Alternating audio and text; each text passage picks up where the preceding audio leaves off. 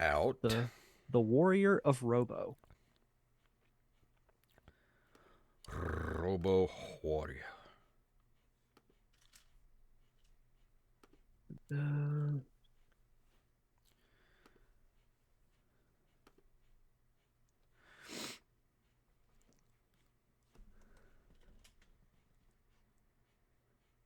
Robo. I'm on Facebook. A sentence I have never uttered. So what do you think about the whole Twitter thing going on? I don't know. I mean, I think people that are just up and leaving are taking it to the extreme. Yeah, I'm not going anywhere. I'm not Yeah, leaving. it's But I'll be damned if I give a billionaire $8 a month to be yeah, verified. I mean I'm not going to do that. But I'm saying you get these people that like they're just so blinded by what they believe in that they're just like it's a social media Yeah. platform I where you spent I just spent 11 years trying to gain the followers that I have. I'm not about to abandon that. it's just what are you proving by just like, ooh, I'm deleting my Twitter page? You'll be You're back. proving nothing. Plus, that's where I get all my news, so Yeah, I'm me not too. deleting it. Twitter is like is I've heard other podcasters say Twitter is like heroin. You might hate the dealer, but you're still gonna do the heroin. Yep, you're still gonna get your fix. Warrior for the NES. Yep. I played a lot of this on Saturday. On Saturday, Saturday. I did not think I was gonna like it as much as I did. let's see. Okay, that's shared.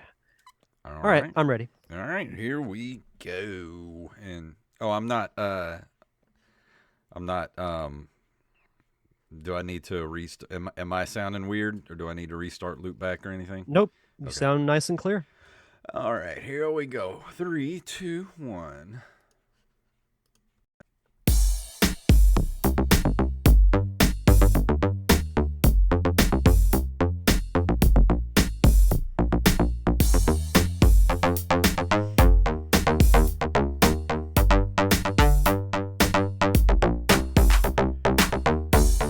Greetings, programs. We are back for another edition of the Nerd Cave Retro Show. My name is Jason Robbins.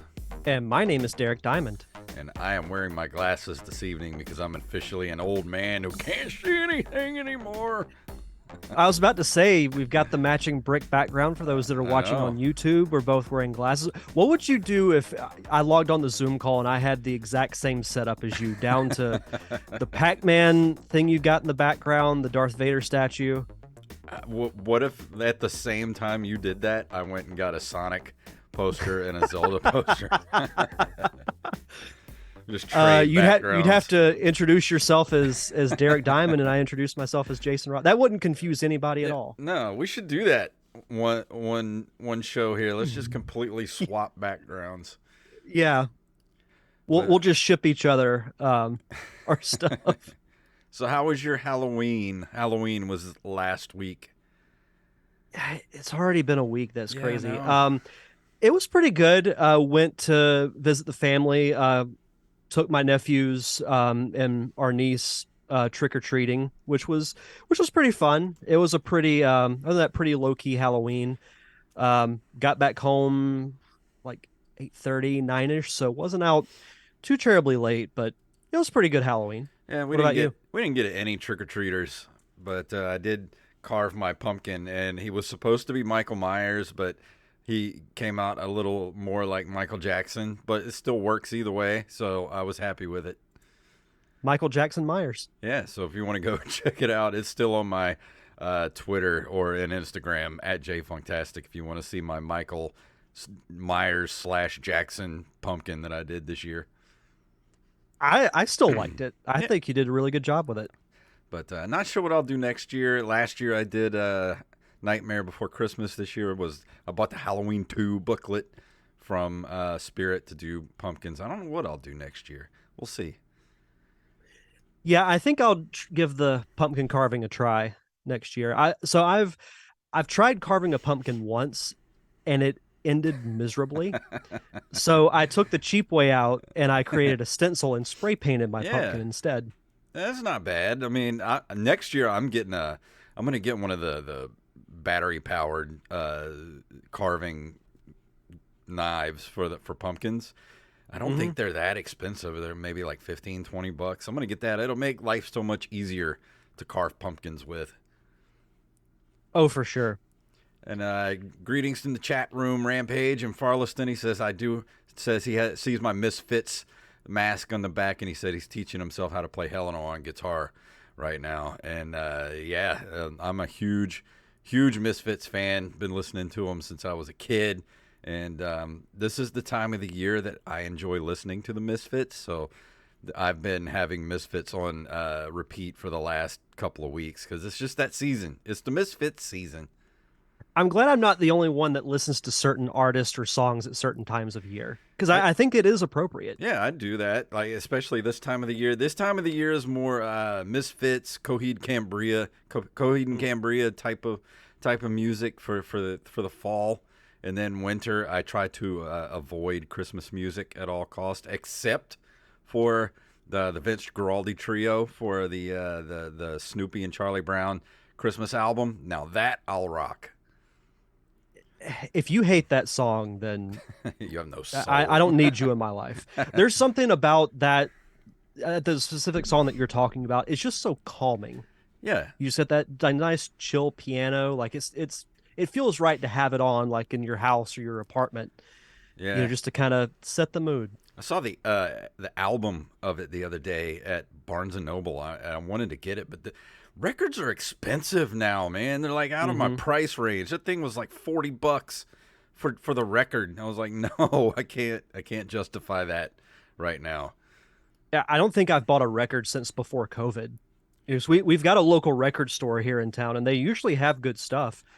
But like everything else, price has just gone up, and can't really afford it right now. Yeah, me neither. But we got a lot to talk about tonight. You ready to jump into the news? I did want to say one more thing that's actually some very exciting news. No, you may not. Okay. No, go ahead. The picture edit for the feature is done. Sweet. So you got the picture edit done. So that means who you got doing the soundtrack for it? Emily Varley, who did the score for the Parker Syndrome, is going to be doing the score for this. Awesome. It's sent off to get color corrected, and then I've still got to do the sound edit, which I'm not looking forward to because it's very meticulous and quite frankly boring at times. Yeah. But I've got some preliminary premiere information, but I'll save that for the end of the show because I know we got a lot to talk about. We will keep everybody informed for when the premiere happens because that'll be a fun night. Yeah. And Rampage says that his girlfriend Jess wants us to know that she likes Coheed and Cambria, by the way. Good woman right there. Yep. Coheed and Cambria is awesome. But it is time to move into the news.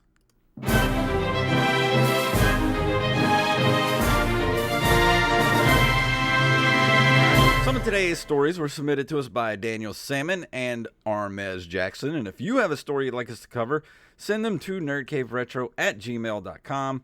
And the first story tonight is Daniel Salmon sent this story, but his link didn't work. So I had to get this from Forbes.com. The Bayonetta voice actress admits she was not offered only $4,000 for the new game.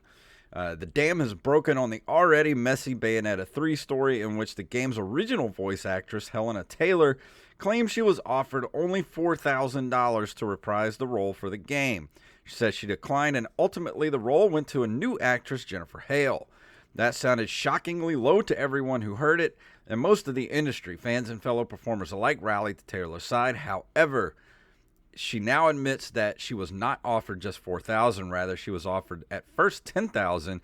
Then when she balked, another $5,000. Later, after she declined, she was later offered a cameo role for $4,000. So, and this is a little bit different from what I heard from. There's other reports as well that she was offered $4,000 a session for 5 sessions. So that's a little bit different than what's being said here. Either way, I'm I don't think she should have went this route with it because you don't.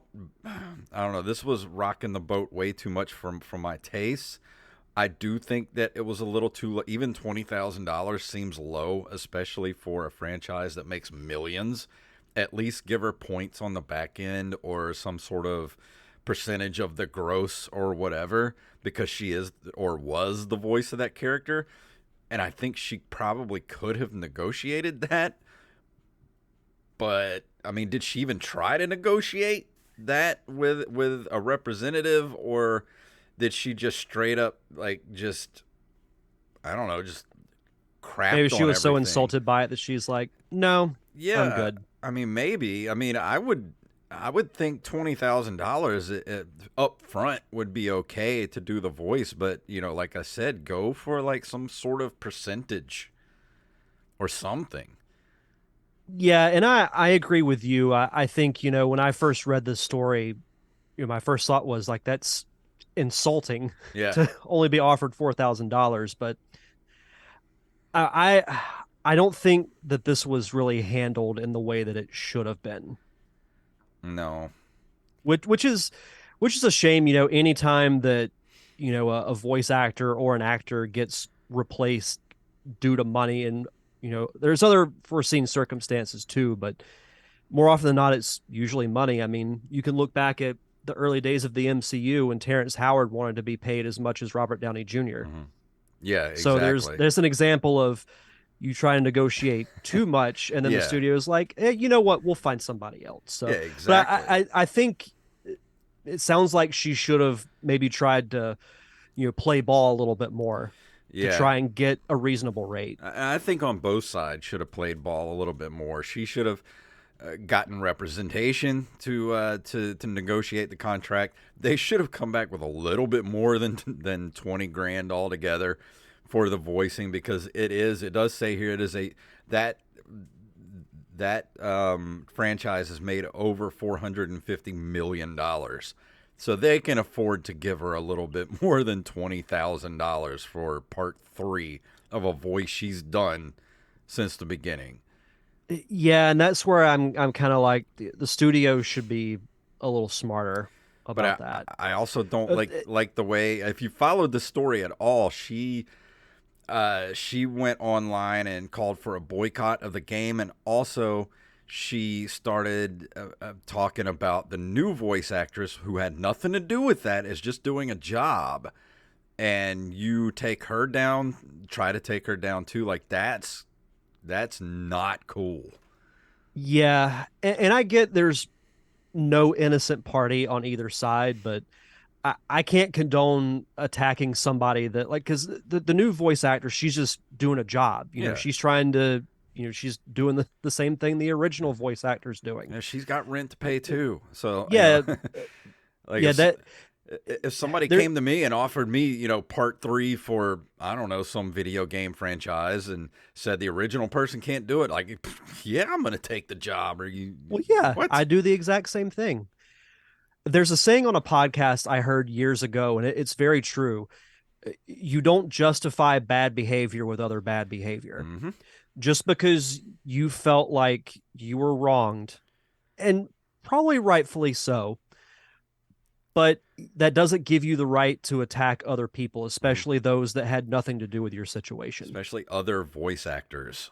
Yeah, because people may not realize it, but the film and acting industry is quite small. Mm-hmm. So, and the fact that she made that public, she's gonna have to eat a little crow for a while, I think. I don't think she's gonna be working in the voice acting game anytime soon. I don't think anybody's gonna hire her for anything. I wouldn't I wouldn't either, personally. honestly.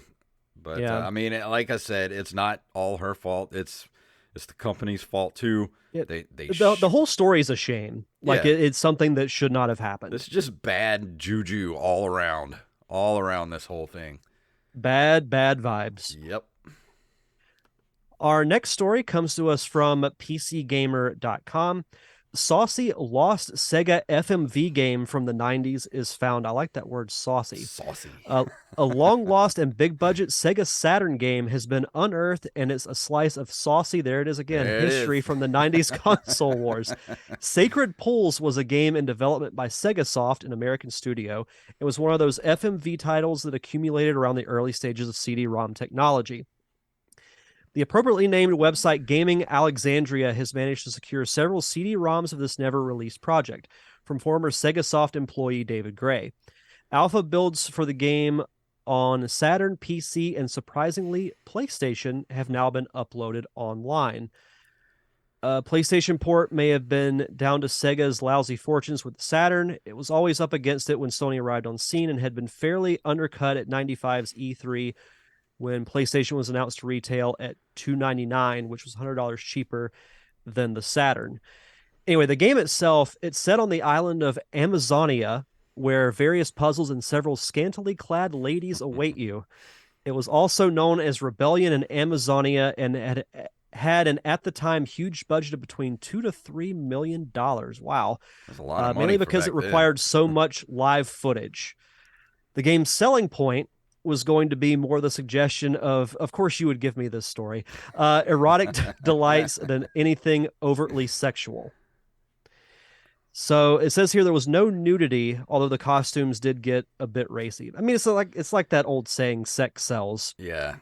But I mean, I didn't get to watch this video, but how bad could it have been? I was kind of afraid to watch it. I'm not going to lie. I mean, Congress went crazy over Night Trap. So, like, how bad could this have been? Yeah, true. It's probably something that, like, you look at what's on network TV now, and you're like, yeah, how do they get away with that? Like, I don't, anybody listening to this that doesn't remember the 90s and the whole hubbub over Night Trap and, you know, how Congress went after video games. And, like, you go back and look and play Night Trap now, and it's so lame. Yeah. I don't know. I'm sure it's probably nothing major now that I look at it. But I'm surprised that a game like this, and correct me if I'm wrong, but we talk about how these games become rediscovered years after they've been made. I don't think we've really talked about one that almost has like a neurotic or a sexual theme to it. Well, I'm sure there were games at the time, but they weren't, you know, massively known about. I'm sure PC had a lot of, you know, quote unquote saucy games, as they like to say in this article. We should call ourselves the sauciest retro gaming podcast on the internet. Farliston said in the chat room, Derek, you see the new Sonic game came out. Yep, I was just about to acknowledge that. Yeah, Sonic Frontiers, going to be picking it up this week. Nice, awesome. I'm a little more excited than I was. You know how I've been saying I've been cautiously optimistic about it because I don't know how the whole open world thing is going to be, but the last couple of trailers I've watched, I have a little bit more faith in it. So I'll give everybody kind of my preliminary thoughts on it for next week's show. Awesome. This next story is from NintendoLife.com. Arcade Paradise DLC brings more cabinets to the floor from today. For just $3.99, you can pick up the Coin Op Pack #1, which allows you to get 3 brand new arcade cabinets for your flourishing arcade. And don't forget, you can play the games in the game too, titled Empathy, Smoke'em, and Cyberdank's Euromix. Let's see. Empathy is time to grasp the handles and ascend the mountain whilst avoiding being hit by rocks from unbelievers. Wow. That's weird. Smoke 'em, aim, fire, and reload. It's time to test your sharpshooting skills against a clock in this supremely fun, high-scoring 2-player shooting range. And then Cyberdance Euromix. If your name's not down, you're not coming in. Luckily for you, it is Cyberdance Euromix is the rave-focused follow-up to Arcade Paradise's smash hit dancing sensation, Cyberdance, with updated graphics and next-generation widescreen technology. I have never heard of any of these, and I'm probably not going to be playing those. I think it would have been a little cooler if Smoke 'em was titled Smoke 'em If You Got 'em. Yeah, I like that. This Yeah. empathy sounds weird. Like, want to be like, you got avoiding being hit by rocks from unbelievers. Unbelievers. Like, What does that mean? unbelievers in what? And of what? Yeah. It makes it sound like this is like a religious themed game and you're playing against like atheists or agnostics. That's the first thing I thought of. It says the longer you survive, the more points you score. Forsake loneliness, feel togetherness, ascend. How high can you go? What? We have to play this game. We might have to review this. It sounds so weird. It sounds just weird enough to where I'm intrigued enough to play it. This is such a random combination of games. Like they don't go together at all. I know. It's so weird. I mean, we have empathy, we have smoking, and we have dancing. Yeah. Maybe they go together. I don't know. Yeah, I don't have Arcade Paradise, so I know it's. It says it's the management sim that lets you run an arcade inside a washateria. I mean, we've talked about this before, I believe. Yeah. I think we did, but yeah, I mean, it sounds cool, but I don't know. I don't think I'm gonna be sitting there playing, Smoke 'em or Cyberdance Euro Mix anytime soon. So no upcoming review of Smoke 'em. I don't even want to go to a washateria in real life. Why would I want to do it in virtual space? You got me there. Our last story comes to us from NintendoEverything.com. Elevator Action returns S Tribute confirmed for Switch. Elevator Action returns S Tribute is headed to the Switch on December 1st of this year. Taito originally developed Elevator Action Returns in 95, though Bing came out with a console version in 97, which is what the upcoming release is based on. It's a 2D side-scrolling shooter in which players look to take down a terrorist group by eliminating nuclear bombs that they've placed. Expect various features for the S Tribute version, including Rewind, which is actually a really cool feature for a lot of retro games that have been kind of updated with modern settings. It's actually really, really cool feature. I never even knew they made a sequel to Elevator Action. I mean, I played Elevator Action in the arcades when I was a kid. I had no idea they made a sequel. Yeah, I didn't either. So it's cool that it's getting a re-release on the Switch. I might have to try this because I liked Elevator Action when I was a kid. I might have to try this out. Yeah, I think you should.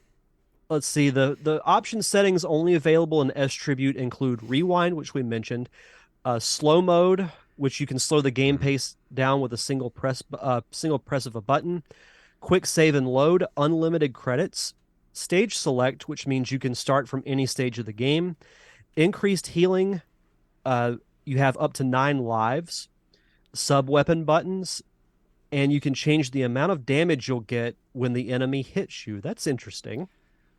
Sounds a lot like what they did with Mega Man 11. Like a lot of these features are in Mega Man 11. Yeah. That's pretty cool, though. Yeah, I like it. I might have to give this a try. Does this have a price anywhere yet? No, it does not. It can't be more than a couple bucks. So when this drops, I'm gonna make a note of this to go get it when it comes out. Might have to do a review of it. I'm pulling up the official website, and there is not a price. Well, yeah, I'll just keep an eye on it, and when it drops, I'll get a copy of it and might do a. Yeah, it'll be out in a couple of weeks. Awesome, but now it is time to go into this month in video game history.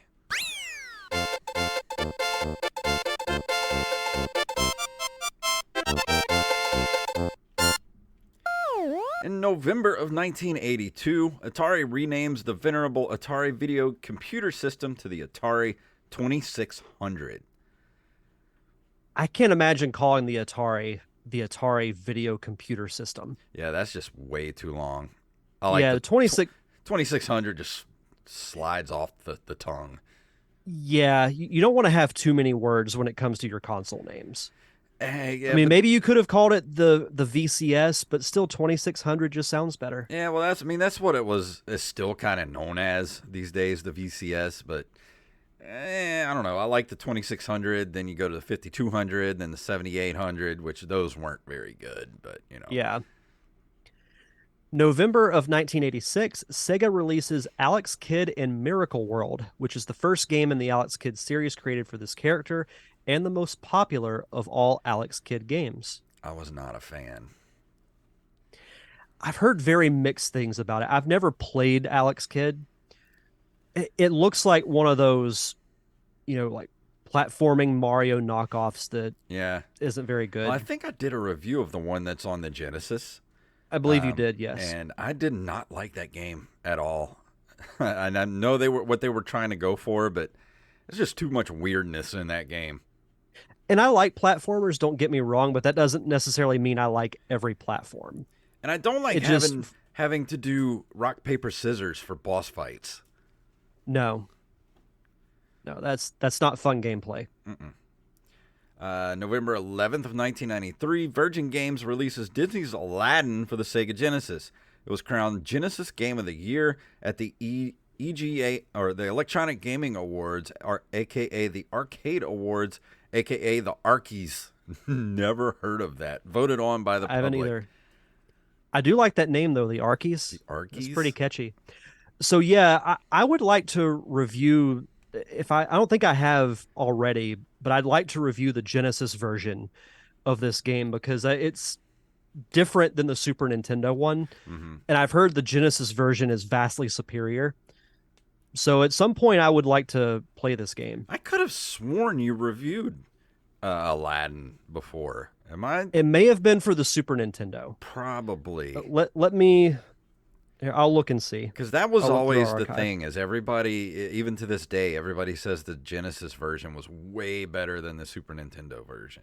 Mm-hmm. Which is weird because you would have these games come out and it would be two completely different games between the Genesis and the Super Nintendo. I reviewed the Super Nintendo version. Okay, I thought you did. Because you can July look at 24th, 2019. because you can look at like the Beavis and Butthead games and things like that. Um, Completely different games on the two systems, and that's so Yep. weird to me. Yeah, I don't understand it, but I'll track down a copy of Disney's Aladdin and review it at some point. Intellectual property was weird in the 90s. Just a little bit. Let's see. November 21st, 1998, a little known game called The Legend of Zelda Ocarina of Time is released for the Nintendo 64. In the United States, it received more than 3 times more pre orders than any other game at the time and became the best selling game of 1998. I don't remember that, but I imagine that's true. I remember what blew my mind about this game more than anything was I religiously looked at IGN's reviews back in the day, Mm. and I would base a lot of my purchases on what they would say. Now, obviously, I'm going to buy a Zelda game regardless because I'm a fan, but they gave Ocarina of Time a perfect 10, which, if I remember right, was the first time they had ever done that for a game. I think I remember you talking about that before. So, in Ocarina of Time, I haven't played it in a couple of years, but it's still to this day, one of my favorite Zelda games. Like it's that and Link to the Past are 1A and 1B Yeah. for me.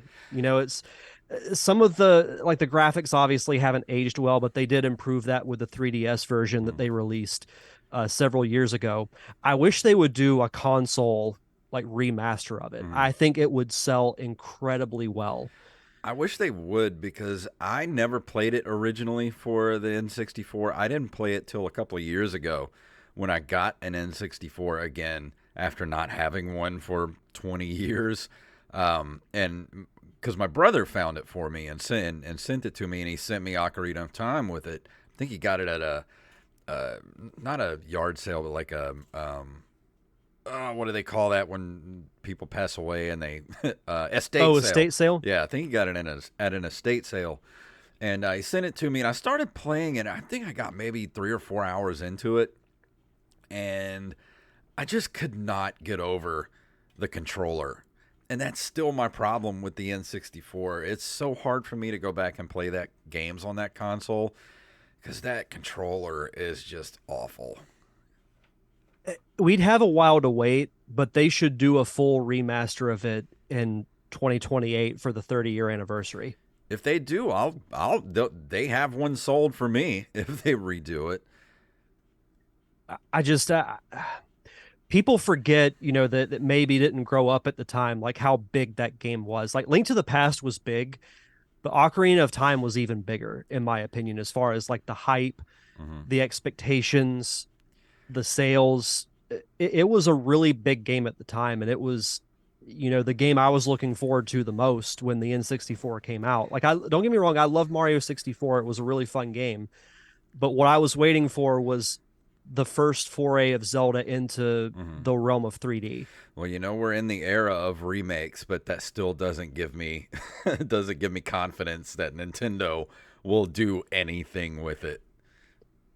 They're sitting on free money. Yeah, Nintendo just because I truly believe it would sell really well. Oh yeah, I have for no people doubt. that grew up playing it, and if they want to play imagine Ocarina of Time with like Breath of the Wild style graphics.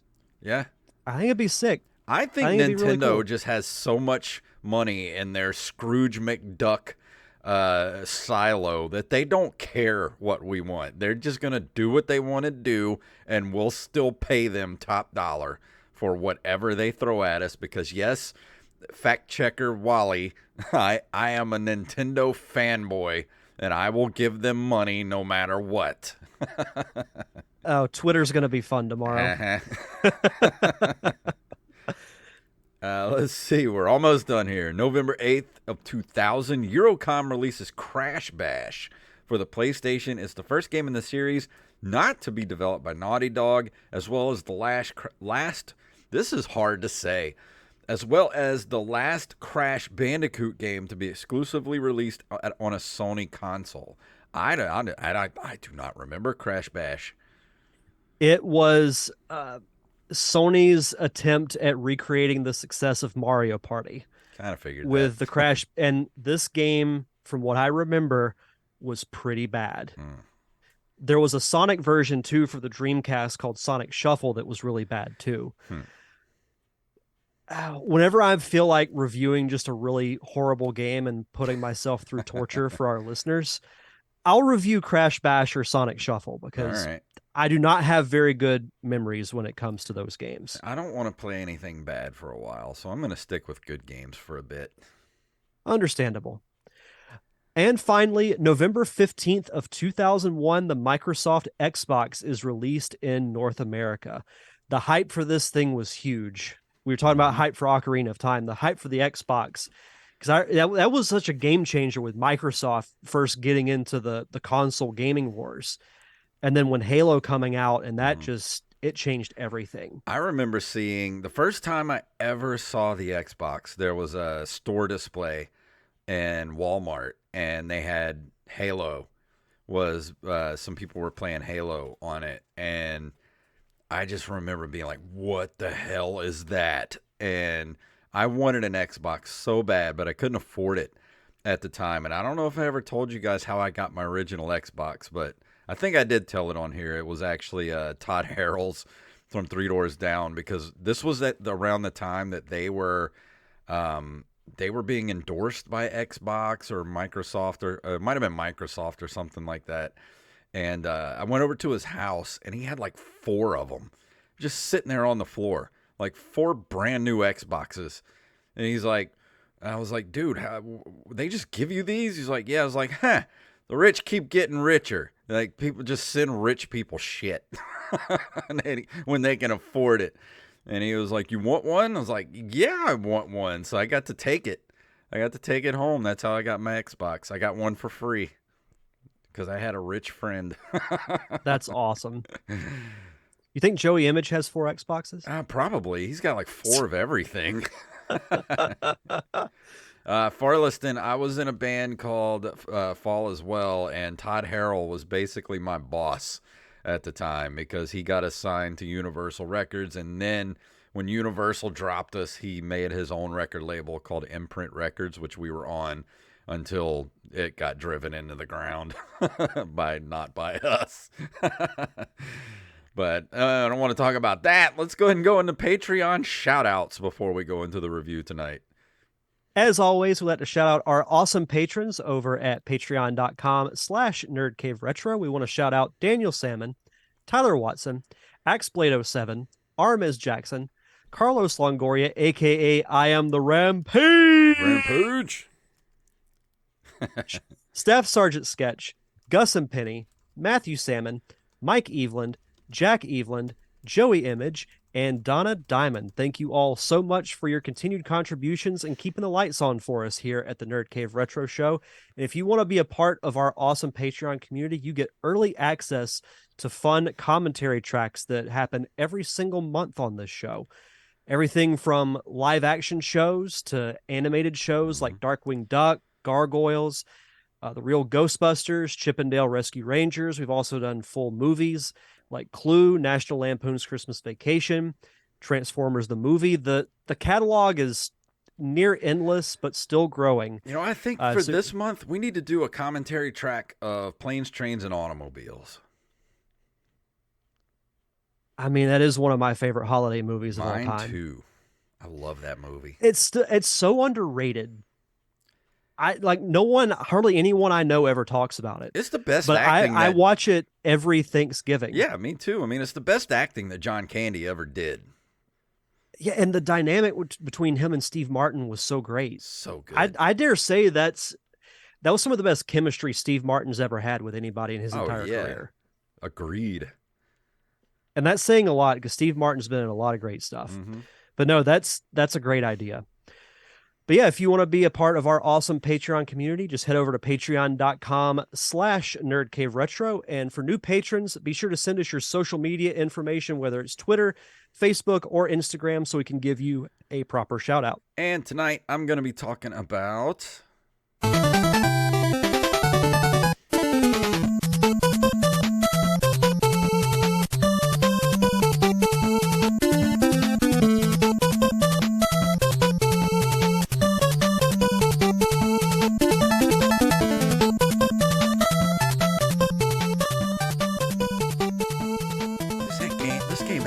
good music, man. It's so really catchy. RoboWarrior is a spin-off of Hudson Soft's Bomberman series. In fact, after obtaining the publishing rights in America and Europe, Jaleco, I guess I pronounced that right. We've done a few Jaleco games. Either Jaleco, or however you pronounce it. I personally like Jaleco. Yeah, I like Jaleco. Changed the name of this game from Bomber King to RoboWarrior. If you're familiar with the Bomberman series, you will understand what this game entails. And let me jump over to the Wikipedia. It takes place on an alien planet called Altiel, which was created by a scientist as a solution to the overpopulation problem of Earth. During a peaceful period on Altiel, RoboWarriors are decommissioned from Earth, and the Xantho Empire invades Altiel and try to transform it for personal gain. You operate a cyborg named Zed, a Z-type Earth defense. In the game, he raids Altiel to fight the Xantho Empire and destroy its leader, Zur. So that's your plot here for the game. And as soon as I turn the game on, you know, it's got that cool music, like the music I just played. And it's one of those games that got a lot of tracks for it, too. It's not one of those games that's like the same track throughout the game. It's like each stage has its own music to it, and even the boss battles have their own distinct music. And so when you drop down, there's a nice little opening cinematic where you see the ship flying towards this planet, and then it lands. You jump out and you start instantly collecting power-ups, which I love about this game. There's so many power-ups in this game to where I had to look it up, the actual online. I had to look up the manual so I could figure out what each one of the power-ups did. I mean, there's like 15 different power-ups in this game. Everything from you get candles and lanterns that you have to find because there's a lot of underground spaces you go to, like underground caves, and you get a lot of power ups in the caves, and that's where you're going to use your candles and stuff like that. And you get your power ups by not only killing enemies, but it's based on Bomberman. So you're going through and you have like trees and rocks and walls and things in your way, and you're just blowing everything up with bombs.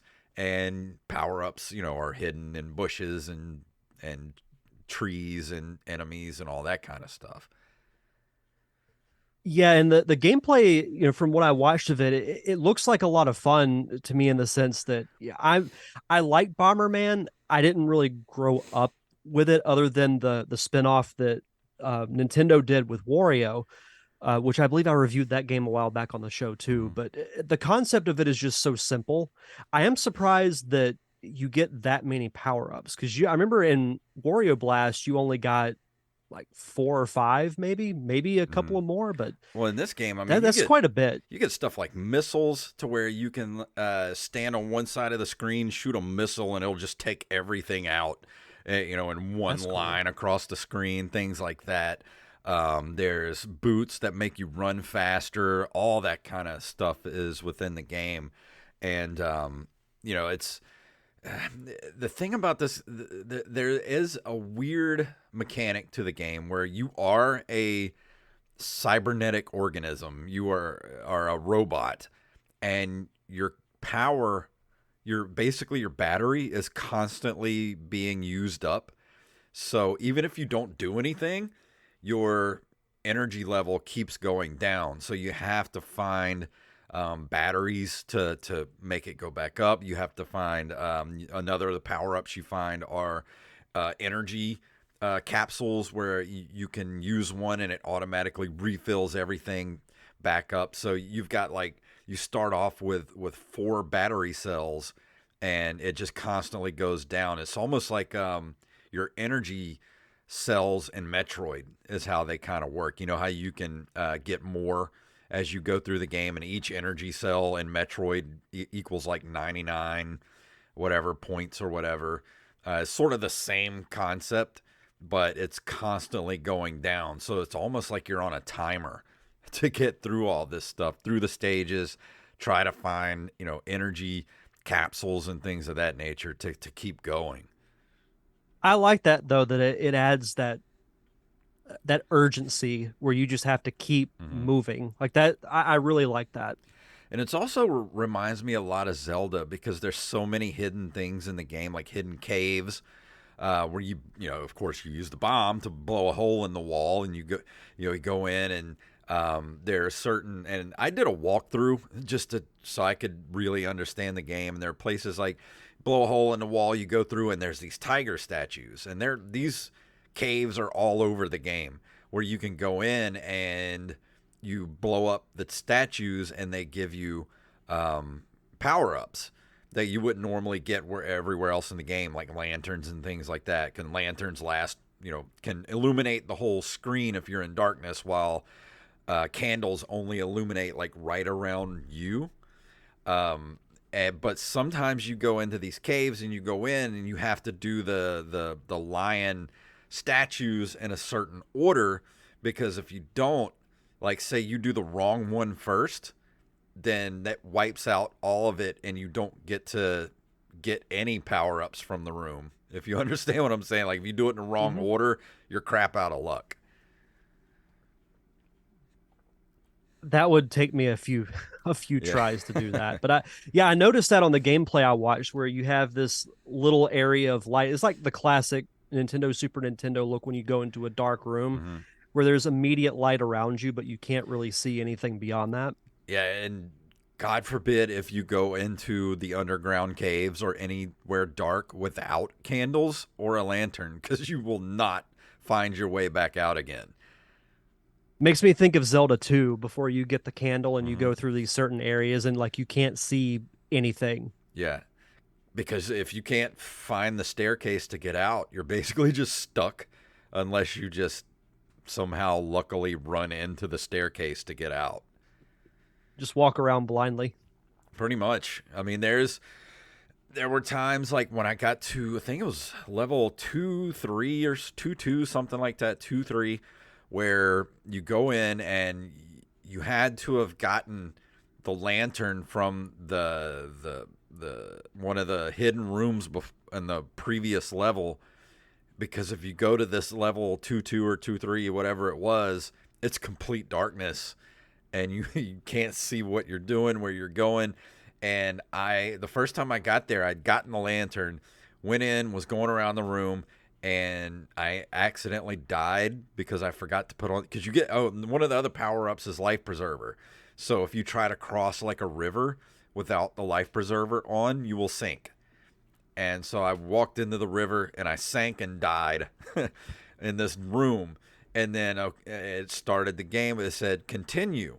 So I was like, okay, I'm just going to continue right where I left off. So I continue. I started back at the beginning of that level, the dark level, and I had no lantern.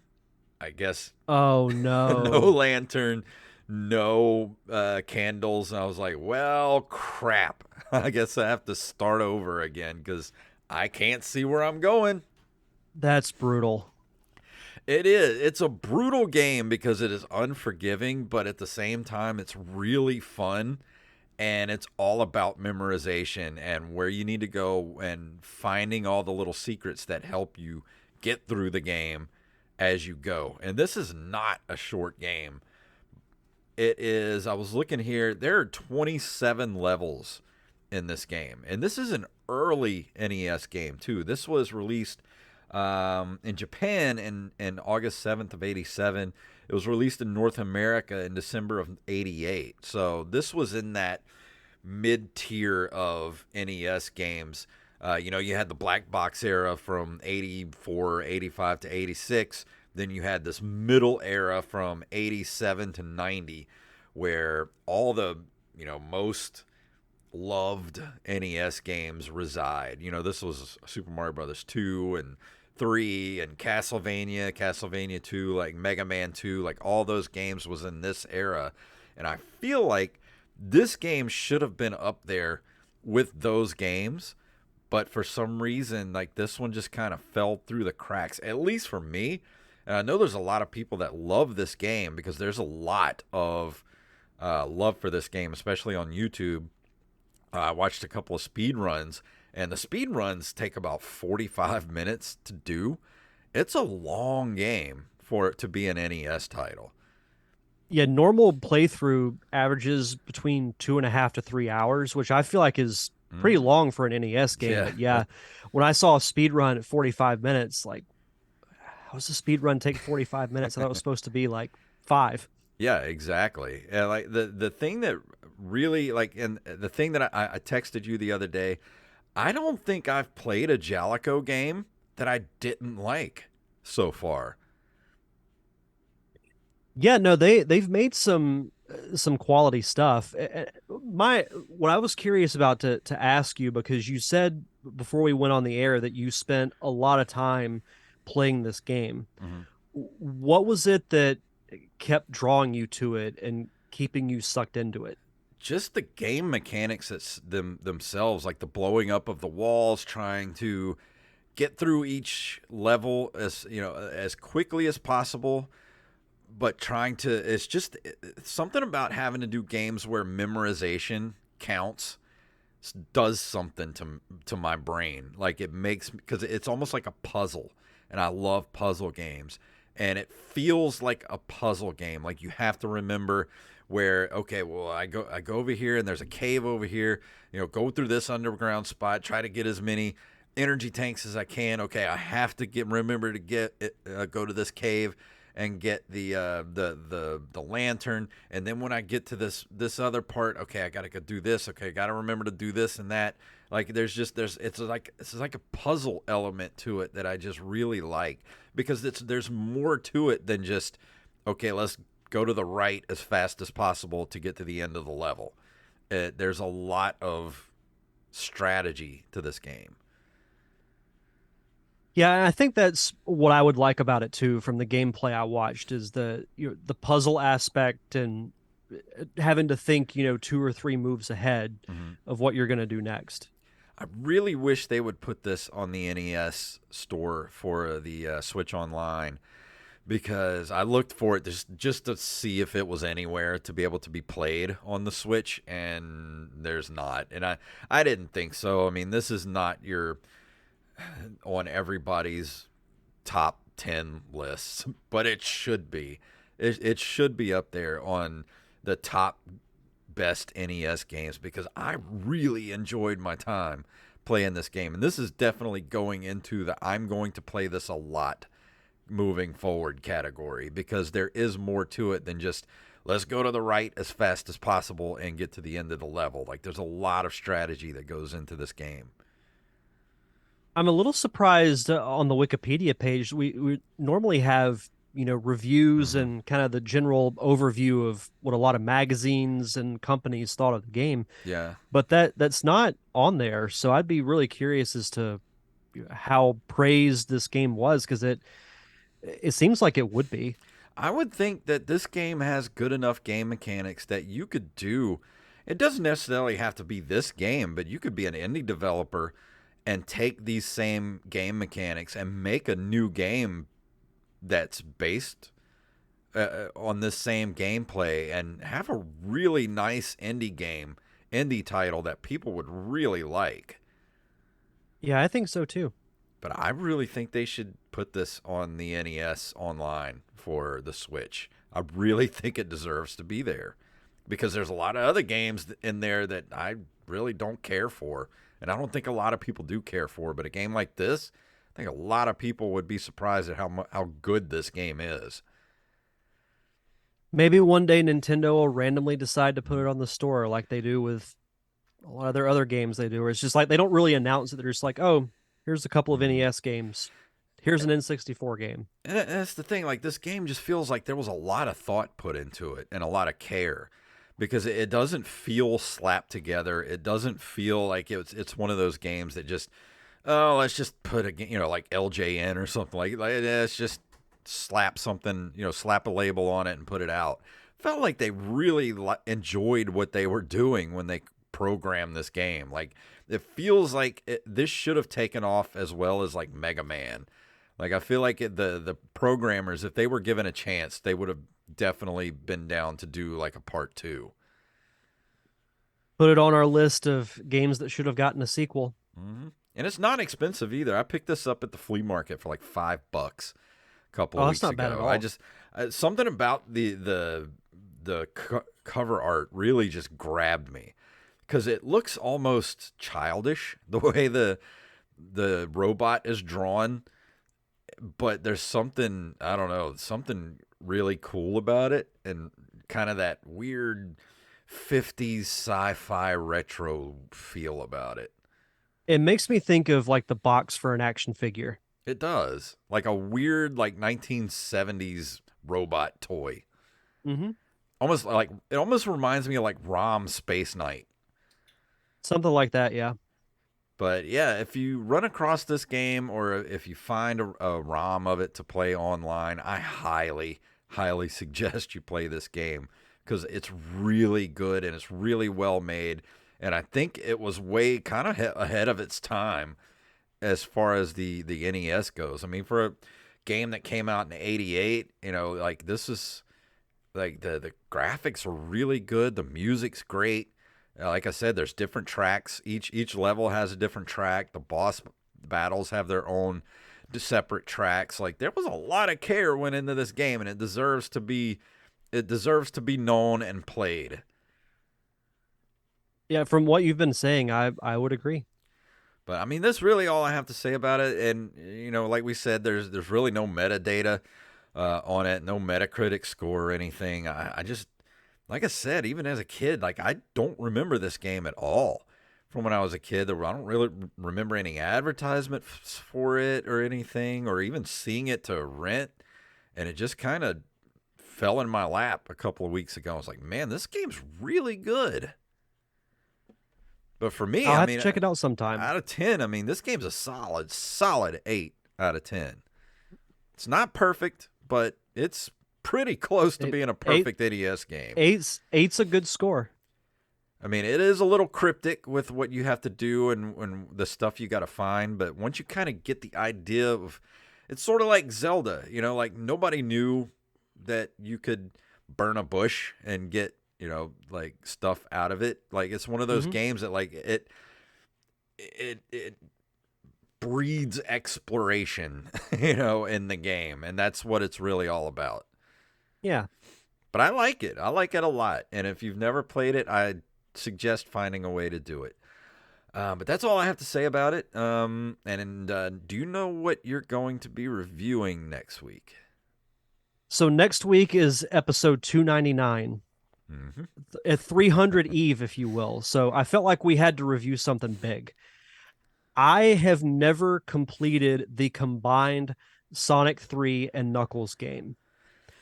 I'm close to it. Mm-hmm. I will do it before next show, and that's going to be what I review. I'm going to get all the Chaos Emeralds, all the Super Emeralds. I'm going to 100% complete it before Monday. And Fantastic. that's going to be what I review. Awesome. And then, of course, like you said, the week after that is episode 300. And 300. we have a couple of guests coming on the show. And I will let everybody know we're going to be doing top 5 video game soundtracks.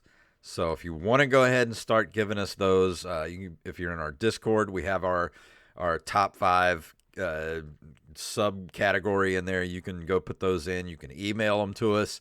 You can send them to us on Twitter or Facebook, wherever you like. But you can get them to us before. What is that? The 21st. The 21st. So you have till the 20th to get us those top 5 video game soundtrack lists, and I look forward to seeing all of your lists coming in. That's going to be really hard. I know. I thought the last one, seems like our top 5s get harder every time. Like, man, so much good stuff. But usually with the top 5 list, I at least know what my top 2 or 3 are. With this, I don't. Like, I'd have to really just sit down and think about it. Like, I don't know what my number 1 is. I don't know, but I do know that, man, I don't know. I don't want to say anything right now. There's stuff that's definitely going in my honorable mention because there are games like Red Dead Redemption, the original Red Dead Redemption, where the soundtrack's great, but there's certain like songs in there that really, really just kind of grabbed me.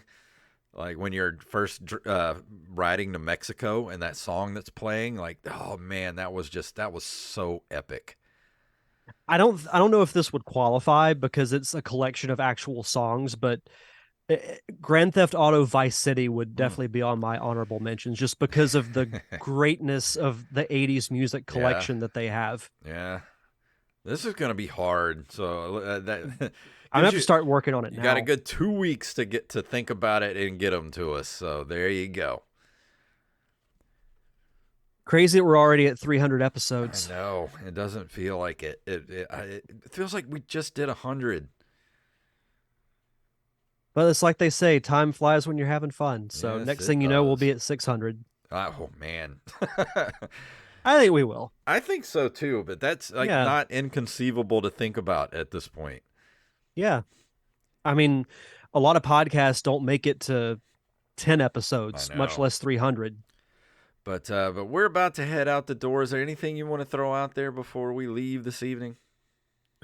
No, you just want to follow me on social media at DDiamondFilm on Facebook, Twitter, and Instagram. I'm gonna be posting some daily content, probably starting a little bit later on this week. I'm kind of finalizing what I want to do as far as like some writing I'm gonna do. I'll post more behind the scene photos of the feature, so on and so forth. So you can just follow me there and just be on the lookout for what I'm gonna do with that. And go listen to last week's episode of Open Micers at Open Micers on Twitter, Instagram. We talked to our mutual friend, Mr. Jeremy Branch, about his new synthwave YouTube channel and his other YouTube channel. What was the name of it? I can't. The Pop Culture Nihilist. Yeah, the Pop Culture Nihilist. Which YouTube. Is such a great name. I know, it's awesome. But yeah, we talked to him last week, and it was a really good episode. We talked about horror movie soundtracks and all that kind of stuff. So if you're interested in all that, go check it out. He's such a cool dude. I've known him for what, 8-9 years now, ever since I started going to Pensacon, and we always talk about, man, we need to do some stuff together, and finally we got together, did a podcast. That's usually how it goes, though. Oh, like of we all, course. well, for years we'll talk about doing something, and then it eventually happens. Yeah, his synthwave channel is awesome. His YouTube stuff is great. So go check it out. Go check it out at Open Micers, Twitter and Instagram. And I think that's it for tonight. Is that everything? I believe so. Well, let's get out of here. If you'd like to email us at nerdcaveretro@gmail.com. You can go to nerdcaveretro.com. Now it takes you straight to our link tree, which sends you to Twitter, Instagram, Facebook, and of course our merch shop, ncrmerch.com, where right now you can go get Thanksgiving the Revenge. This time it's personal t-shirt just in time for Thanksgiving. Or a mug, or a wall hanging, or a sticker, or magnet, whatever you want. We got it there, ncrmerch.com. If you want to support the show, please head over to patreon.com/nerdcaveretro. As little as $1 a month keeps us going. And if you can't do that, please leave us a review wherever fine podcasts are given away for free. So Derek, please tell them what it's all about. May the way of the hero lead to the Triforce. Yes.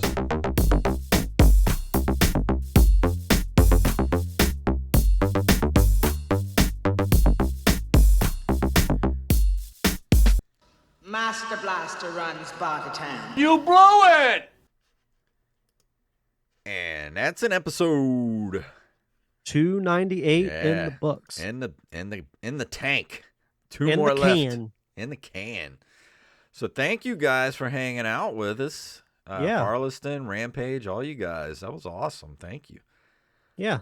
But yeah, I'm going to go ahead and end the stream, and I'm going to get this uploaded to everywhere in just a little while. So thank you guys so much, and we'll see you next week.